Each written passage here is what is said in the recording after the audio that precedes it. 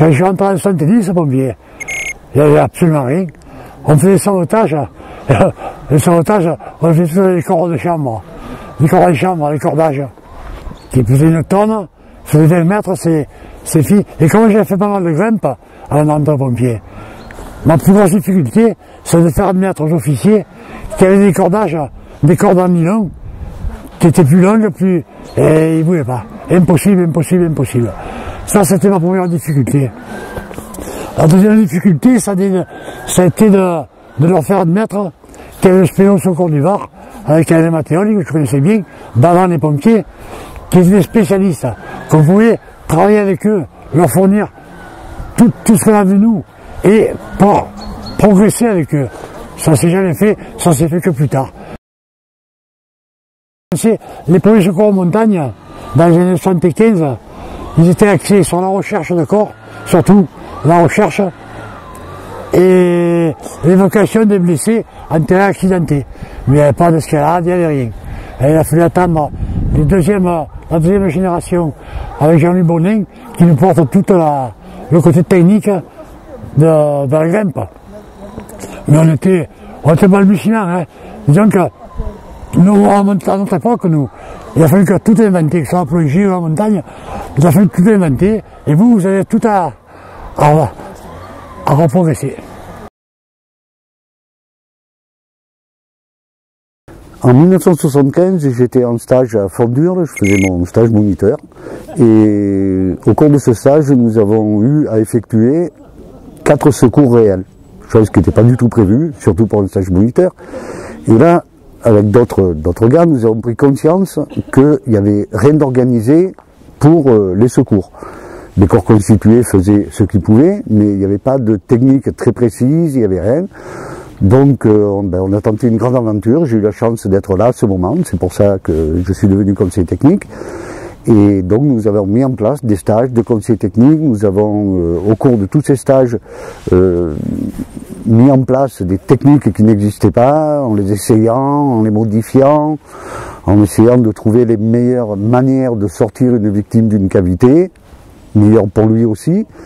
Et de ce fait, après, nous avons monté dans chaque département on va dire une espèce de cellule qui s'appelait le Spéléo Secours français et du département. On a réussi à avoir une nomination préfectorale pour cadrer un peu les choses et nous avons commencé donc à entraîner nos équipes de spéléo à toutes ces techniques. Et à un moment donné, on s'est rendu compte que bon, c'était bien tout ça, mais nous on savait faire sous terre, mais à l'extérieur il nous manquait un peu des structures sur lesquelles s'appuyer. Et on s'est dit, tiens, pourquoi pas avec les pompiers? Parce qu'eux, ils ont ce qu'il faut, ils sont disponibles 24 sur 24. Donc on s'est rapproché d'eux, ça je ne me rappelle plus exactement comment ça s'est passé, on s'est rapproché d'eux et on a commencé donc à leur demander s'ils pouvaient nous aider pour avoir des groupes électrogènes, avoir des choses que nous on n'avait pas et qu'on n'avait pas les moyens de s'acheter. Et ça a démarré comme ça, et voilà. Et ensuite, on s'est dit, mais tant qu'à faire, c'est des gars sportifs, c'est tout ce qu'il faut, pourquoi ne pas les intégrer carrément dans nos équipes de secours? Je pense que, et ça c'est une opinion que j'ai toujours défendue depuis 35 ans que je fais du secours, c'est que j'ai toujours défendu qu'il fallait absolument, d'abord, la chose principale c'est quand même la victime quelque part. Donc il faut mettre tout en place pour pouvoir sortir une victime d'une cavité.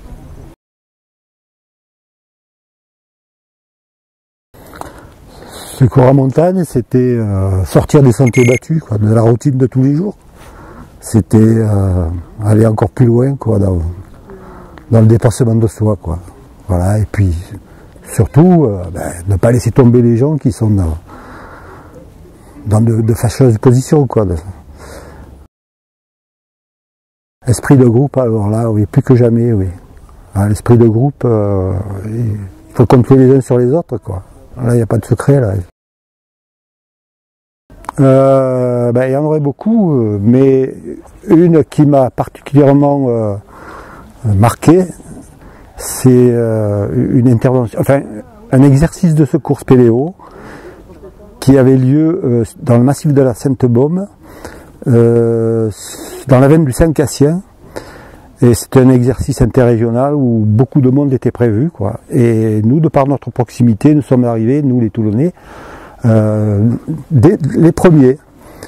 Et cet exercice consistait à aller chercher une victime au fond, au plus profond du trou de la veine, vers 340 mètres, plus la distance de l'horizontalité du méandre, ça faisait à peu près 545 mètres à peu près de secours. Donc l'exercice était prévu de démarrer en début d'après-midi le vendredi pour se terminer le dimanche soir, donc très long dans la durée. Et je me souviens, comme j'étais attaché à la première équipe, on devait bien sûr chercher une victime, quoi. Et la victime, elle était fictive, bien entendu. Et les organisateurs nous ont demandé si quelqu'un voulait bien faire la victime, avec un petit sourire en coin que je n'avais pas perçu. Moi, je me suis proposé, bien entendu. Et l'un des organisateurs, le directeur régional, Richard Zenk, qui nous a quittés aujourd'hui, a dit tu as bien réfléchi, tu sais ce que tu veux faire. Il a essayé de m'en dissuader en fait, quoi. Et c'est Alain Mattéoli qui était à côté, qui était son adjoint, qui s'est retourné vers lui en disant il veut faire son expérience, laisse-le faire son expérience. Et effectivement, c'était une expérience douloureuse.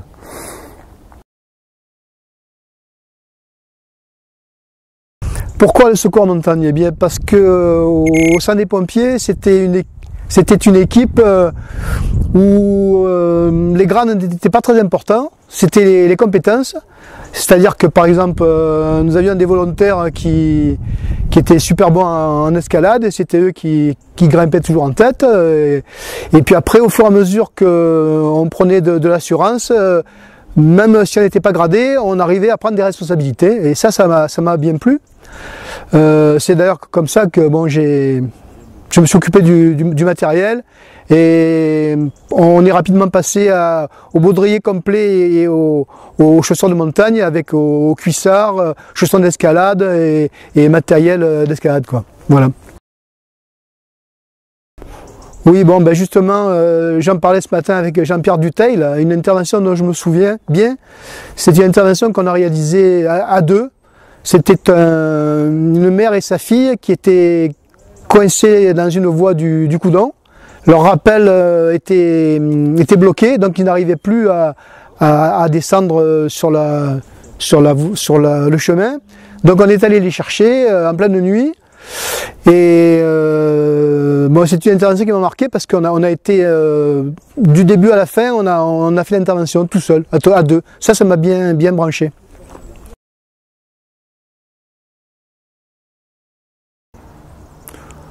C'est un peu par hasard. J'étais moniteur d'escalade, guide et moniteur d'escalade à la Jeunesse et Sport.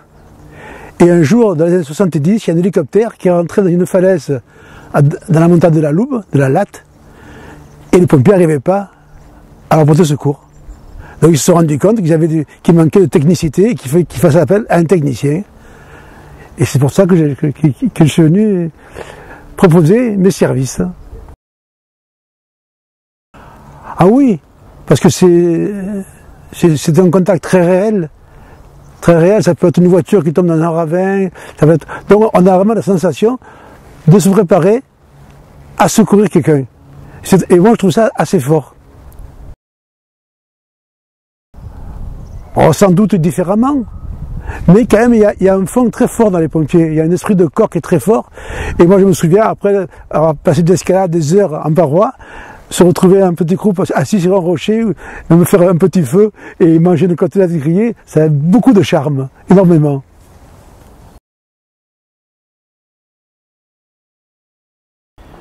Pourquoi? Parce qu'il y a des gens qui vont en montagne, donc s'il y a des accidents, il faut pouvoir les chercher. Et puis c'est un peu l'aventure, c'est le secours, c'est un prolongement du métier de pompier. Oui, je pense, oui. C'est sûr que ça a influencé ma vie, je crois. Je pense que... C'est vrai, quand j'étais petit, je pensais être sapeur-pompier. Et je crois que je vais avoir une espèce de casque ou un truc quand j'ai... Mais ça m'a Oui, je pense qu'il y a une certaine liberté, une certaine variété dans les interventions, que ce soit en secours en paroi, ou sous terre, ou sur mer, ou en milieu urbain. Je crois que c'est quand même, on a eu l'avantage d'arriver à faire un métier qui est hyper varié, quoi. Je crois que j'étais toujours content de faire le métier de pompier. Ah oui, certainement, oui, bien sûr, c'est très important, mais je pense que au Grimpe, au secours en paroi, on était tous solidaires quand même. Je crois qu'il y avait une lien comme un peu, si on était un peu enchaînés, peut-être pas, mais enfin, c'était quand même, c'était fort comme sentiment.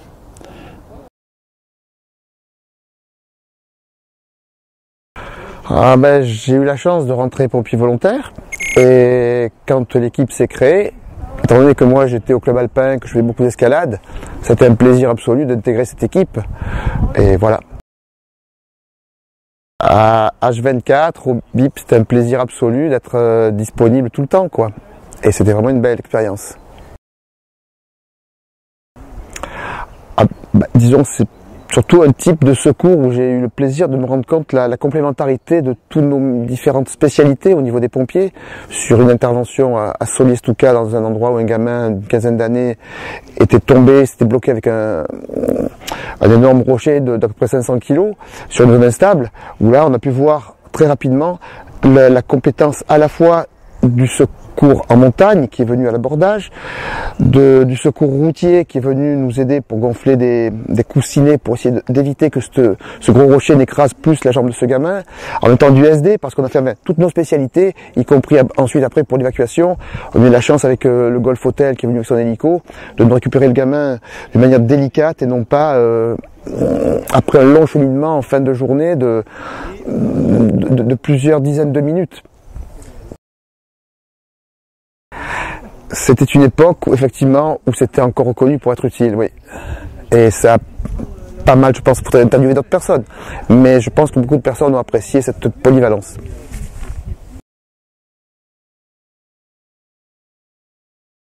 Alors la spécialité de secours en montagne, c'est quelque chose qui m'a attiré parce que déjà au départ, je suis amoureux de la nature, je suis bien dans la nature. Et de plus, en étant sapeur-pompier, je porte secours aux gens, donc je voulais avoir quelque chose de plus que mon métier pour porter secours aux gens. Voilà pourquoi je suis venu au secours en montagne. Oh, c'était magnifique, il y avait une solidarité, une amitié, c'était sensationnel, et c'était très très très important pour moi. Je me suis retrouvé avec des gens qui sont devenus des amis et je suis heureux d'avoir vécu ce moment-là. On m'a dit, il y a un stage de spéléo qui se produit au trou de Saint-Cassien, petit Saint-Cassien, avec M. Matteoli. Parce qu'à l'époque, c'était M. Matteoli pour moi.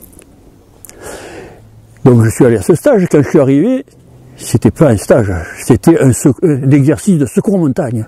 Et donc, on m'a mis un boutrier. J'ai mis un boutrier, à l'époque c'était les boutriers de montagne, d'un seul bloc. Et j'ai fait la spéléo avec ça. Un descendeur de montagne, et je me suis fait le Saint-Cassien. Et je savais rien. Et il m'a dit, tu es venu là, ben tu te démerdes. Et je me suis démerdé. Et le plus gros secours que j'ai fait en spéléo, ça a été également au petit Saint-Cassien. On est arrivé, on était les premiers avec Luc, donc on est descendu les premiers, parce que le secours spéléo n'était pas encore arrivé, à part Matteoli, Alain. Donc Alain m'a dit, il faut des premiers qui descendent, on est descendu les premiers. Et il y avait Franck également. Et quand on est remonté, je suis tombé en panne d'éclairage. Donc un panne d'éclairage, j'étais tout seul, je me suis mis sur une corniche, et j'ai plus bougé, j'ai attendu que d'autres personnes me rejoignent.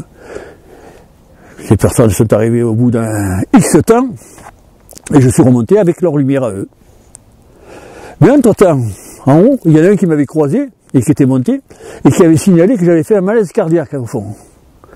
Donc là-haut, il y a eu un branle-bas de combat, ils ont fait venir le médecin, le docteur Guenec, Et tout le monde est arrivé et il m'attendait à la sortie du trou. Donc quand je suis au bout de 19 heures, parce que j'ai passé 19 heures dans le trou, au bout de 19 heures quand je suis sorti, la première chose que j'ai dit, parce que j'étais un gros fumeur, j'ai dit une cigarette, une cigarette. Et tout le monde était un peu distrait, je me demandais qu'est-ce qu'ils avaient. Il me dit mais ça va mieux, ça va mieux. Non, j'ai rien moi, je suis bien. Ils m'ont mis dans l'ambulance, ils m'ont passé toutes sortes d'examens. Et finalement, j'avais rien du tout, moi. C'était une fausse rumeur qui était montée et ils croyaient que j'avais fait un malaise cardiaque. Alors, le secours en montagne. En fait, je suis rentré en 1981, si j'ai bonne mémoire. Et c'est grâce à Daniel Vidal qui m'a demandé de venir avec lui pour faire partie de cette équipe. Alors une anecdote, bon j'en aurais plein, hein, mais une qui me vient là tout de suite, je me souviens qu'on avait fait, à l'époque on travaillait beaucoup avec les gendarmes, donc nous on les appelait les bleus parce que l'hélicoptère était bleu, hein, c'était les alouettes. Et je me souviens qu'on avait fait un décrochage en paroi avec la PGM. Et donc par la suite, lorsque l'intervention a été terminée, les pilotes nous ont fait une confidence qui m'a touché. C'est qu'il nous a dit que même à Chamonix, il ne faisait pas ça. Donc ce qui sous-entendait que vraiment ils avaient confiance dans notre intervention et dans notre façon de faire.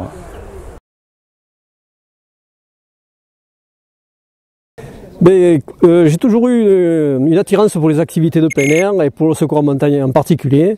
Les randonnées en montagne, ça m'a toujours attiré. Et lorsque j'ai su qu'au sein du corps des pompiers de Toulon, on crée une équipe de secours en montagne, il était tout à fait évident pour moi d'en faire partie.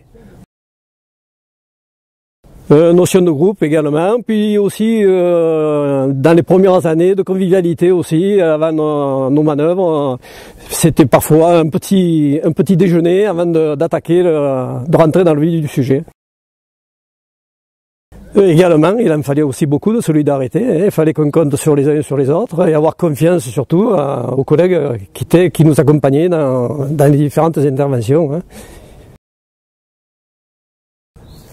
Souvenirs, il y en aurait multiples souvenirs, mais principalement, je vais retenir celui où j'ai beaucoup souffert. C'était un spéléo-secours, dans des manœuvres de spéléo-secours, hein, peut-être qu'au gouffre de Saint-Gatien, où il passait plus de 8 heures sous terre, et il fallait descendre, c'était une chose, c'était très facile, mais alors pour remonter, pour moi, ça a été très difficile, hein. Mais enfin, malgré tout, je gardais toujours de bons souvenirs de mon passage dans l'équipe de secours en montagne.